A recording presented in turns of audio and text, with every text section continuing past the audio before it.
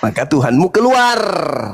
Setelah dia keluar, dia berbisik kepada orang-orang pilihan juga. Apa katanya? Kepada aku telah diberi kuasa, baik di langit maupun di bumi.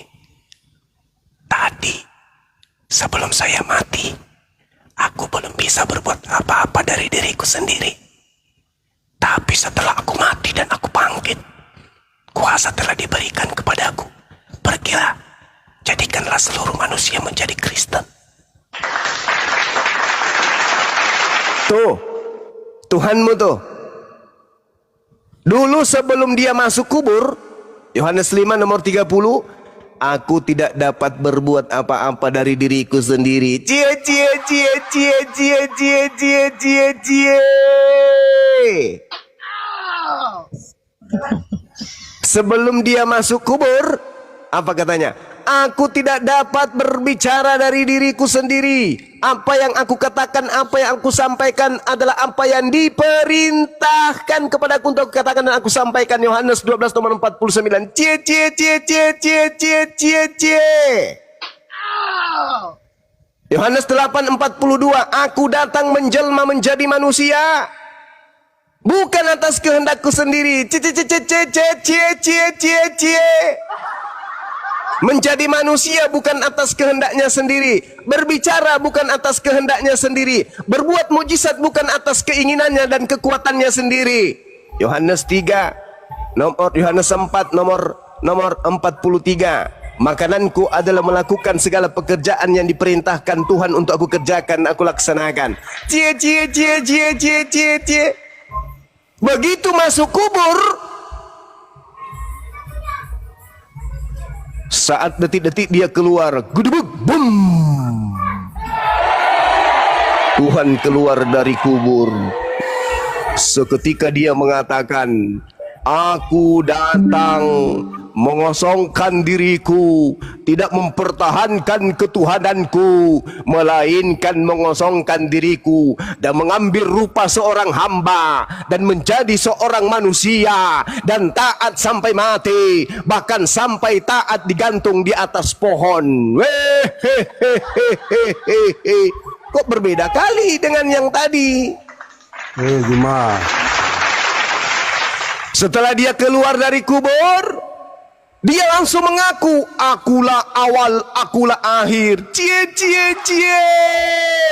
Tadi sebelum mati dia katakan, dikatakan sebelum dia mati, firman itu telah menjadi daging. Sekarang setelah dia keluar dari kubur, akulah Alfa dan Omega. Cie cie cie. Kok beda Cak Ayu? Kok beda? Kok berubah frontal? Kok bisa kayak gitu? Kepadaku telah diberi kuasa. Pergilah, jadikanlah seluruh bangsa menjadi pengikutku. Cie cie cie cie. Tadi sebelum dia masuk kubur, katanya di dalam Matius 15:24, aku diutus hanya kepada domba-domba yang hilang dari umat Israel. Begitu masuk kubur, pergilah ke seluruh bangsa, jadikan seluruh bangsa menjadi pengikutku. Cak Kangkung. Kok beda Cak Ayu? Yesus yang sebelum mati dan Yesus yang keluar dari kubur, kok berbeda? Hah? Siapa oknum yang keluar dari kubur ini? Kok aneh Cak Ayu? Aku diutus hanya kepada domba yang sesat dari umat Israel. Yes. Begitu dia keluar dari kubur, pergi ke seluruh dunia, jadikan seluruh manusia cuplis menjadi pengikutku. Kok jadi beda? Boleh masuk? Silakan. Akan. Pak Juma, jangan kau putar balikan ayat-ayat suci itu seenak perutmu. Oh, ayat itu ayat suci ya? Oh, baru tahu saya. Ayat suci kok bisa direvisi, Bang? Beda ayat-ayat. Kok direvisi kalau beda. Ayat suci? Kok ayat suci bisa direvisi? Kau kelakuan kayak kenapa begini, bisa? Banyak yang cerdas saudara. Semua. Gara-gara kamu kenapa punya ayat cara. suci? Katanya suci, kenapa bisa direvisi? Suci. Apa? Kenapa bisa direvisi kalau suci? Kamu punya yang direvisi Apanya yang direvisi? oleh Kenapa? Bukhari. Katanya Tahun suci. 24. Katanya suci. Kenapa bisa dikoreksi? 24. Kenapa bisa direvisi? Kemudian 73, 89. Kenapa baru bisa? 2007. Kenapa bisa suci? Kalau begitu Revisi hanya semua itu terjemahan. Tanya Kemenak Jawab itu. pertanyaan saya. Kalau ngomong dia aja. suci, kitabmu suci, kenapa bisa direvisi? Jawab. Mana? Oke, Mana? saya bacakan. Revisi yang mana? Oke, saya bacakan. Mana? Terjemahan Coba, lama kamu setuju. 1954. Terjemah. Dengar. Terjemahan lama ya. Dikatakan begini. Karena bagi maksud inilah Kristus telah mati dan hidup balik, supaya ia memerintah menjadi Tuhan atas orang yang sudah mati dan hidup. Memerintah menjadi Tuhan. Supaya dia memerintah menjadi Tuhan. Terjemahan baru, sebab untuk itulah Kristus telah mati dan hidup kembali, supaya dia menjadi Tuhan. Supaya dia menjadi Tuhan, supaya ia memerintah menjadi Tuhan. Itu sama enggak? Sama enggak? Mana yang betul? Hei, mana yang betul? 1954, supaya dia hidup balik, supaya dia memerintah menjadi Tuhan. Terjemahan baru, supaya hidup kembali, supaya ia menjadi Tuhan. Hei, macam mana ini? Katanya suci, kok dikoreksi, direvisi? Buka mute-nya, Roma. Di mute itu, buka. Oi, Ayo. buka. Buka Ayo. mute-nya dulu. Kejang-kejang dia di sana, nggak kedengaran. Oi. Mungkin nggak bisa kan? Buka mute. Iya, Inilah. memang. Kalau ngomong seenaknya, kelakuanmu seperti Kandala di Pasar Terong. Ketawa. Pun nenek moyang kamu tipu-tipu umat, tidak peduli. Nenek moyang saya yang mengusir Belanda Nenek moyang Kristen. kamu, Kandala Pasar Terong kau. Nenek moyang saya yang mengusir majikanmu, paham kau?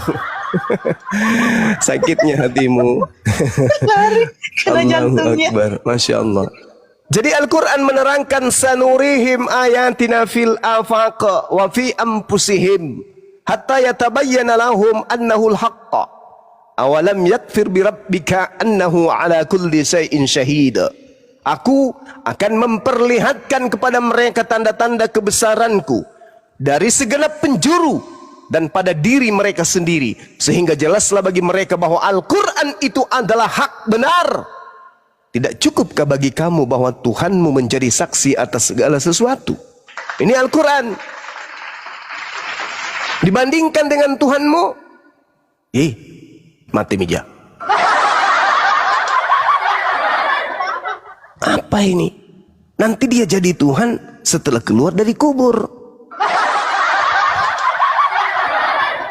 Coba. Dalilnya Roma 14:9. Sebelumnya dia bukan Tuhan. Apa buktinya sebelumnya dia bukan Tuhan? Aku tidak dapat berbuat apa-apa dari diriku sendiri.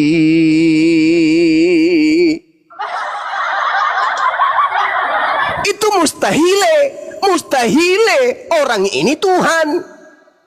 Karena tidak bisa berbuat apa-apa dari dirinya sendiri. Mustahile. Begitu keluar dari kubur, kepadaku telah diberi kuasa baik di langit maupun di bumi. Loh, kok beda Cak Kangkung? Kok beda? Ada nggak yang mau coba? Mana tahu kalian juga bisa jadi Tuhan. Ada nggak?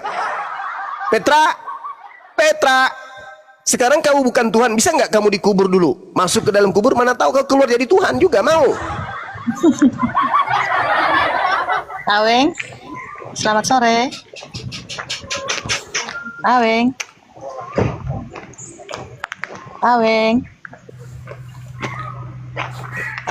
Aweng, selamat sore.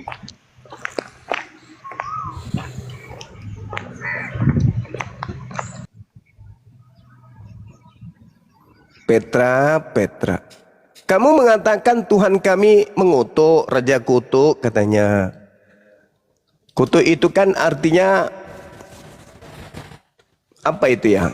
Mengutuk artinya mencelakakan, membuat keadaan orang itu kemudian tersial. Ya. Di dalam kitab yang kau imani, ya, perintah membunuh itu terlalu banyak. Hujan, noise, teman-teman. Di dalam kitabmu, bunuhlah, bunuhlah, bunuhlah. Bahkan perintah kutuk-kutuk itu terlalu banyak. Di dalam Ulangan 27 itu jelas sekali perintahnya kutuk. Terkutuklah, terkutuklah, terkutuklah, dan seterusnya.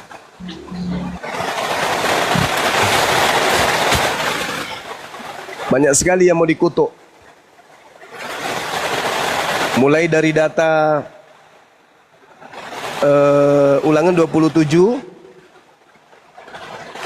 mulai dari data 15 sampai data nomor 26. Terkutuklah orang yang membuat patung. Balas si Katolik.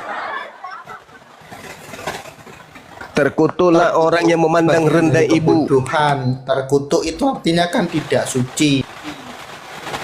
Terkutuklah, celakalah orang yang memandang rendah ibu. Termasuk Yesus berarti ya. Terkutuklah orang yang menggeser batas tanah. Terkutuklah orang yang membawa seorang buta ke jalan yang sesat. Pendeta dan pastor dong ya. Terkutuklah orang yang memperkosa hak orang asing. Perpuluhan yang dilakukan oleh gereja kan ya di Indonesia. Karena itu tidak ada perintahnya. Terkutuklah orang yang tidur dengan istri ayahnya. Terkutuklah orang yang tidur dengan saudaranya perempuan. Terkutuklah orang yang tidur dengan mertuanya. Terkutuklah orang yang tidur kemudian, terkutuklah orang yang membunuh sesama manusia dengan tersembunyi. Terkutuklah orang yang menerima suap. Terkutuklah orang yang tidak menepati perkataan hukum Taurat. Ini terkutuk, terkutuk. Berarti orang Kristen ini terkutuk berarti. Terkutuklah orang yang tidak menepati perkataan hukum Taurat dengan perbuatan. Ya Kristen dong. Karena Kristen tidak melakukan kemudian hukum Taurat sesuai dengan apa yang tertulis di dalam kitabnya mereka yang mereka ambil dari agama Yahudi. Bagaimana saudara Yoga? Saya baru Yoga? ditendang dari Apa yang mau dibahas, kaum Yoga? sebelah Bang Juma. Tadi saya membicarakan soal apa itu, janganlah kita membatasi Tuhan itu dalam wujud manusia. Kan mereka mengatakan bahwasanya kalau Yesus itu turun dalam wujud manusia, terutama laki-laki itu supaya manusia, umatnya itu merasakan keadilan. Bagaimana mungkin Tuhan bisa merasakan sakit yang diderita oleh manusia kalau dia tidak turun dalam wujud manusia? Itu saya cecar tadi, saya marahin mereka, cuman saya dikik barusan. Anda Kristen? Tapi nggak apa-apa. Siapa? Anda Kristen? Tidak bang, dia punya agama 5 Tidak, bang. saya garis tengah, semua saya anut. Tapi Agamanya Tuhan saya 5 cuma bang. satu. Lebih parah ini. 6 Mbak Tiara, cuman 6. Saudara, kalau Anda mengatakan bahwasanya Tuhan Anda harus turun jadi manusia dan laki-laki untuk merasakan penderitaan, apakah Tuhan Anda sudah pernah merasakan nikmatnya penderitaan melahirkan? maka dari itu saya kritik Bang tadi. Bang Mat, saya tadi bilang gini, kenapa Tuhan itu tidak turun dalam bentuk cewek supaya dia merasakan apa yang sakitnya orang tua ketika melahirkan? Atau kenapa dia tidak berbentuk cewek aja, cewek dan cowok, supaya ada rasa keadilan? Laki-laki pernah, jadi cewek juga pernah, atau jangan-jangan itu keturunan kedua Yesus? Kan seperti itu, cuman saya dimarahin Bang. Nanti saya bikin pabrik softtex untuk Tuhan. Karena kalau Tuhannya lagi haid, baru dikasih. Itu Bang. Softtek itu kan bagian dari ketidaksucian Bang. Kalau kita sedang bukan kita sih, tapi kalau kaum perempuan, kaum Hawa sedang perlu softtek, berarti dia tidak boleh sholat kan? Ya sudah. Kalau begitu saya bikin saya bikinkan WC umum untuk Tuhannya kan laki-laki. Tapi bagaimana kalau diberikan sesuatu yang khusus Bang, artinya Tuhan itu tidak maha adil karena enggak, kalau perempuan kan khusus kan seperti itu Bang. Kalau perempuan kan Tuhannya haid berarti kan tidak suci. Nah kalau laki-laki masih suci enggak? Ya tidak, makanya tadi saya marah Iya. ke mereka, janganlah Berarti membatasi Tuhan tidak diri, boleh jadi laki-laki manusia, nggak boleh, karena itu menodai karena kan kesuciannya saya berarti. gini-gini juga penganut Kristen bang, jadi kan agak malu gitu loh kalau logika mereka pendek seperti itu. Iya, maksudnya kan Anda mengimani Tuhan Anda jadi laki-laki kan? Tuhan saya satu, tetapi saya menganut Kristen juga, itu benar. Iya, berarti Tuhan Anda pernah jadi bayi. Nah, itu yang saya masalahkan. Saya menyebut Yesus itu utusan, Bang. Bukan Tuhan berarti.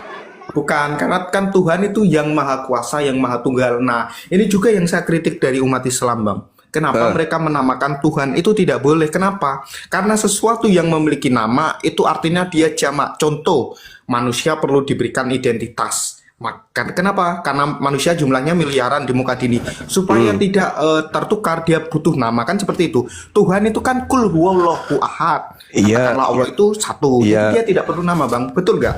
Makanya di dalam Al-Quran itu dikatakan Allahu la ilaha illa huwal hayyul qayyum. Allah tidak ada Tuhan selain dia. Berarti Tuhan itu cuma Allah, tak ada yang lain. Itu Al-Quran yang menegaskan itu. Nah, Al-Quran kalau itu saya. aku setuju, Bang. Tapi jangan Nah, menyebut itu. Allah itu sebagai persepsian nama dari Tuhan. Nah, Allah betul sendiri adalah sekali. bentuk Tuhan itu. Setuju nggak, Bang? Iya, setuju. Jadi Tuhan itu cuma Allah, tak ada yang lain. Yang lain itu bukan Tuhan. Cuman mereka nobatkan Tuhan karena mereka nggak sanggup memahami tentang kebenaran. Dan yang kedua, mereka tidak sanggup keluar dari lingkaran setan. Ketidaksanggupan itu kan bagian dari keterbatasan akal yang diberikan oleh Tuhan, Bang. Makanya aku dihujat juga, Bang. Karena aku menganut 5 plus 1 aliran kepercayaan itu saya anut semua. Berarti totalnya kan 6. Aku dihujat. Padahal itu kan bagian dari keterbatasan akal yang aku miliki. Makanya aku menganut semua supaya apa? Supaya aman. Kalau toh yang satu salah, yang 4, yang 5 ini benar. Atau kalau toh yang 4, yang 5 ini salah, yang satu ini benar, kan seperti Yang ini lebih parah. Enak nemen. Tuhannya nemen. Jadi Tuhan Anda itu 6 berarti. Tuhan dan agama itu kan berbeda, Bang. Tuhan itu satu. Siapa Sang Maha Pencipta? Tadi dikatakan di Al-Quran Allah. Ya, saya akui Allah. Tetapi bagaimana cara kita menyembah dia? Bagaimana cara beribadah? Ada 6 yang saya anut. Tergantung apa? Tadi ditanyakan juga sama Bang Titisan. Saya sampai dihujat, sampai dapat inbox juga gara-gara Bang Titisan ini. Tergantung mood. Saya mau menyembah pakai cara ini, ya terserah saya. Kan seperti itu, Bang. Iya. Kita sudah beda kalau di situ. Karena Tuhan itu adalah satu, bukan hanya sekedar diketahui bahwa Tuhan itu satu. Tetapi ketika kita berbicara mengenai Tuhan itu satu, maka kita harus memahami kemudian Tuhan yang satu ini, yang ahad ini, menginginkan kemudian kita melakukan apa di dalam menghambakan diri kita kepada Tuhan yang satu tersebut. Makanya di Islam itu ada yang disebut tauhid rububiyah, tauhid uluhiyah, tauhid asma wa sifat. Supaya kita ketika mendudukkan perkara iman itu tidak asal-asal, bukan akal-akalan. Bukan akal-akalan. Ketika kita sudah mengetahui bahwa Allah itu ada, dia adalah satu-satunya Tuhan, maka yang perlu kita lakukan kemudian adalah tauhid uluhiyah. Setelah kita memahami rububiyahnya, maka kita harus beruluhiyah.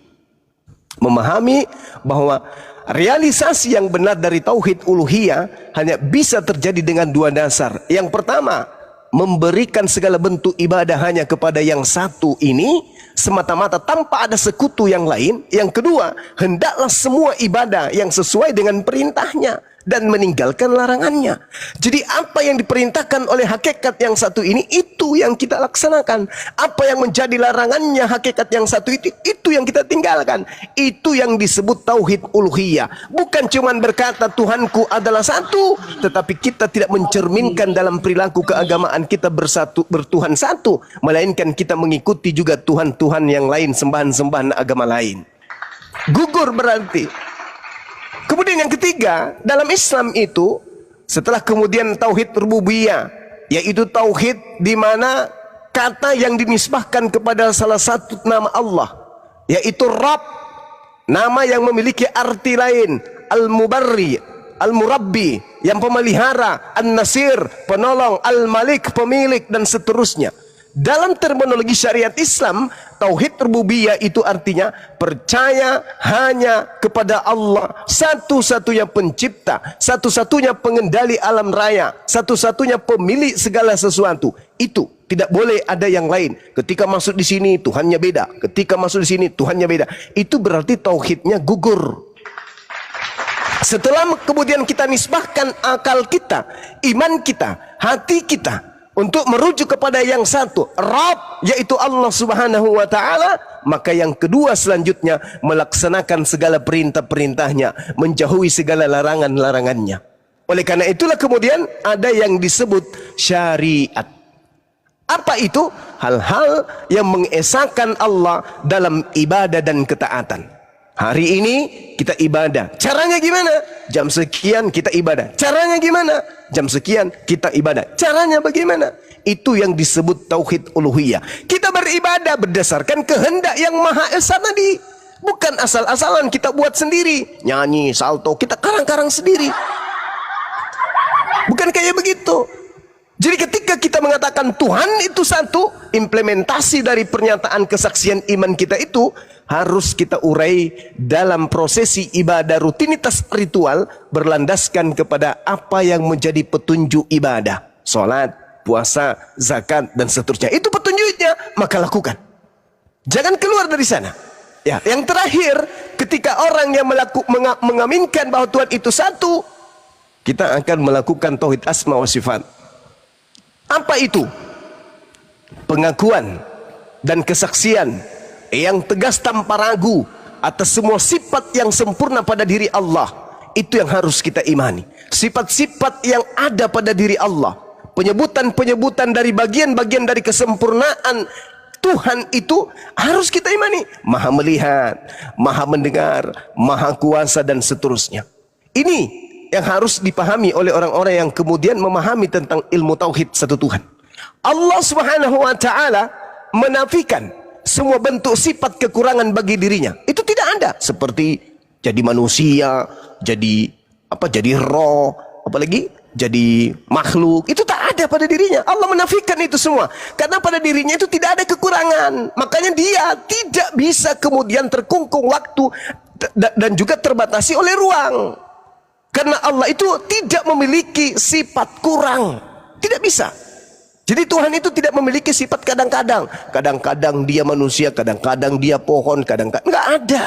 Tuhan itu sesuai dengan sifat yang melekat pada dirinya. Maha melihat, maha mendengar, maha kuasa, maha suci. Semuanya melekat pada dirinya. Dan sifat yang ada pada dirinya itu adalah hal yang terpatri, terjadi pada dirinya sendiri. Bukan hanya sekedar dikatakan dia maha suci, tetapi jadi bayi mati. Dia maha kuasa, tapi dihantam tombak Romawi. Bukan hanya seperti itu, tetapi sifat yang benar-benar absolut dimiliki oleh hakikat yang satu. Nah, jadi cara kita untuk melihatnya gimana? Kita lihat alam semesta ini, kita tengok diri kita ini. Lalu bagaimana cara kita berhubungan dengannya? Kita beribadah sesuai dengan apa yang diperintahkan. Apa perintahnya? Tengok siapa yang betul-betul utusannya. Nabi Muhammad kah? Atau yang lain? Tengok dari sana. Pembuktian daripada siapa utusannya, lihat kitab sucinya. Apakah kitab sucinya pernah berubah-ubah? Apakah kitab sucinya itu tertinggal oleh keadaan zaman? Tertinggal dan hanyut oleh canggihnya kehidupan manusia di atas muka bumi ini? Kalau ada sebuah kitab yang mengatakan dirinya kitab dari Tuhan, tetapi tertinggal oleh ilmu pengetahuan, maka yakin dan percaya itu bukan kitab dari Tuhan. Itu adalah kitab buatan manusia yang ditulis sehingga isinya bertentangan dengan alam semesta. Kenapa? Karena yang menuliskan adalah makhluk yang punya keterbatasan, tidak maha mengetahui, tidak maha melihat. Sedangkan kitab suci yang betul adalah kitab suci yang tidak sedikit pun bertentangan dengan ilmu apapun, dengan disiplin apapun. Kenapa? Karena yang mewahyukan, yang berkata di dalamnya adalah dia yang menciptakan alam semesta, adalah dia yang mengatur segala-galanya, adalah dia yang mengetahui aspek segalanya, baik sebelum dan sesudah manusia itu ada. Itu baru benar. Jadi kalau melihat kitab suci yang betul itu, lihat di mana kitab suci itu selaras, sejalan, seia sekata, seirama, seritme, segelombang, senada dengan alam semesta dan juga perkembangannya. Jadi kitab suci itu tetap, tetapi perkembangan manusia dinamis. Namun sestatis-statisnya kitab suci tersebut, dia akan tetap dinamis beserta dengan keadaan kehidupan manusia. Itulah tanda kitab itu berasal dari Sang Yang Maha Mengetahui. Dan itu hanya Al-Quranul Karim. Subhanallah.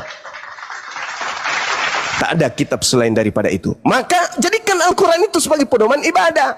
Jangan Anda mengatakan Tuhan itu satu, tapi saya akui enam-enamnya.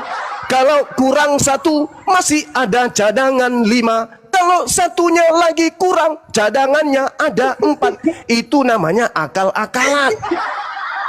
Mengakali keadaan. Artinya Anda tidak punya pendirian. Orang yang hidup di dalam persimpangan yang tak jelas dan tak terarah. Tetapkan pendirian. Coba contohi umat Islam itu. Tengok umat Islam. Saya sendiri sebagai umat Islam itu kagum kepada mereka. Ketika mereka mengatakan asyhadu alla ilaha illallah, aku bersaksi tiada Tuhan selain Allah. Mereka tidak melihat Tuhan itu, tetapi mereka kemudian mengaktualisasikan kesaksiannya terhadap kehidupannya sehari-hari. Tengok mereka. Ke masjid, Anda boleh ikut ke masjid. Di masjid itu enggak ada patung. Di masjid itu tidak ada gambar yang kemudian menjadi mediasi tentang Tuhan. Tak ada. Polos masjid itu. Mereka datang ke sana sujud menyembah. Kenapa? Karena mereka bersaksi atas noisnya hari ini. Mereka bersaksi atas Tuhan yang mereka sembah, bahwa Tuhan itu benar-benar ada meskipun tak nampak oleh mata manusia. Oh lala, Masya Allah, noisnya adikku ini keren kali. Jadi tengok umat Islam itu. Ketika mereka astagfirullahaladzim.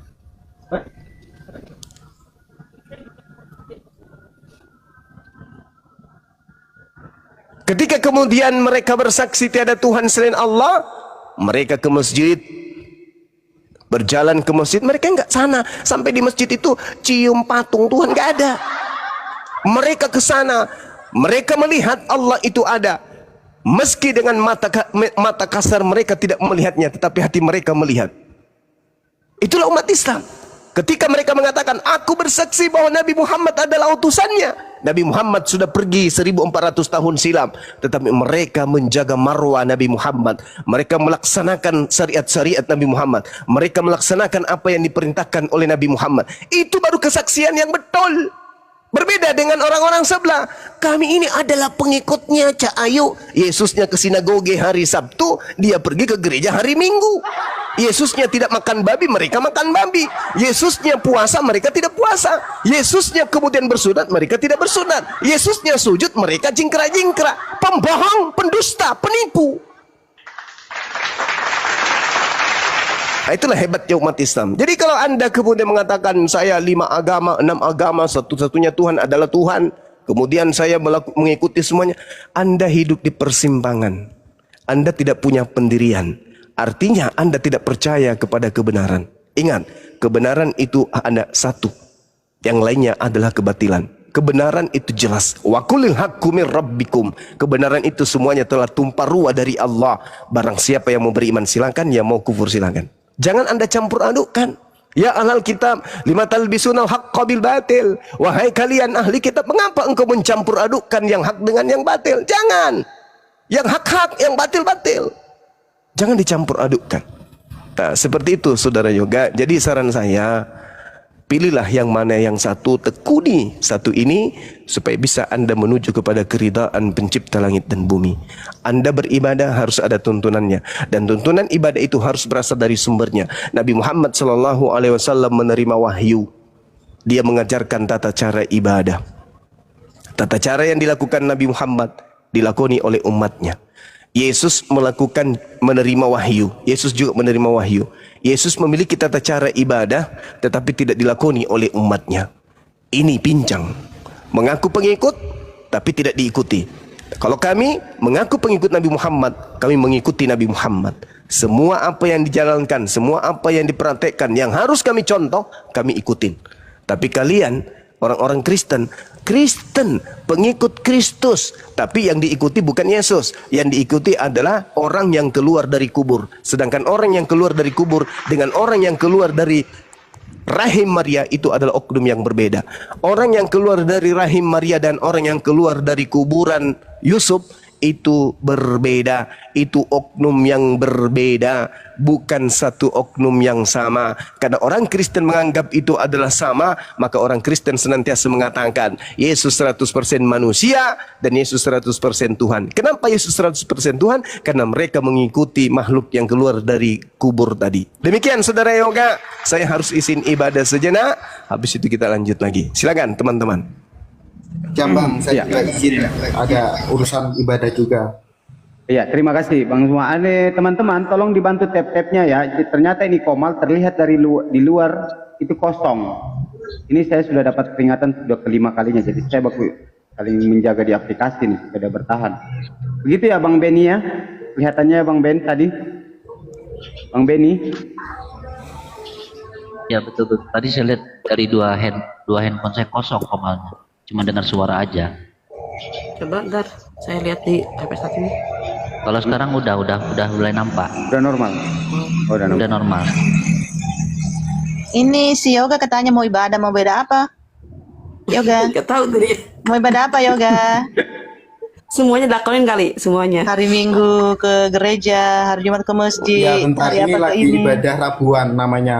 Rabuan Ibadah apa itu? jam 5 menit ya Astagfirullahaladzim, Bang Yoga. berdoa sama seperti Islam, mungkin sholat Berdoa kepada siapa?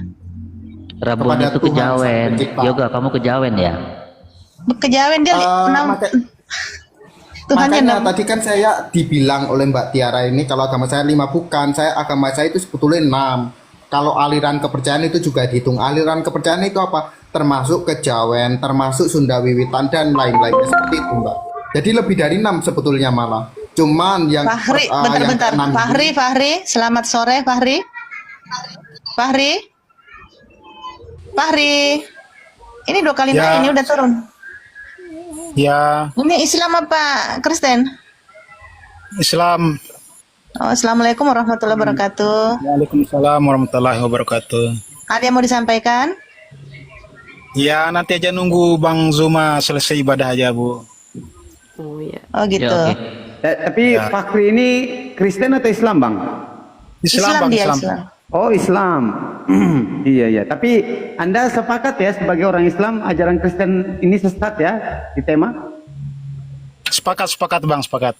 Oke, berarti Anda sepakat ya orang Kristen sesat ya ajarannya. Bang David, selamat sore Bang David. Iya, selamat sore. Iya, Islam atau Kristen Bang David? Kristen. Oh, berarti Anda berbeda dengan Bang Fakri. Tidak sepakat ya ajaran Kristen itu sesat ya? Ya tidaklah. Oh, gitu. Iya. Bang Hos, Bang David temen tuh. Oh, teman kau. Itu kan pandangan Muslim kan gitu. Kalau pandangan kami kan bisa juga sebaliknya. Oh, gitu. Iya. Iya. Sebaliknya ya. Jadi memang Bentar, kalau- Yoga katanya mau ibadah dulu, jadi Yoga dibawa dulu ya. Dia mau, Oh, iya, mau ibadah boleh. dulu. Boleh. Betul. Oke. 1 menit selesai kok. 1 menit selesai. Ya, ya, Hubungan oke. Kristen aku juga-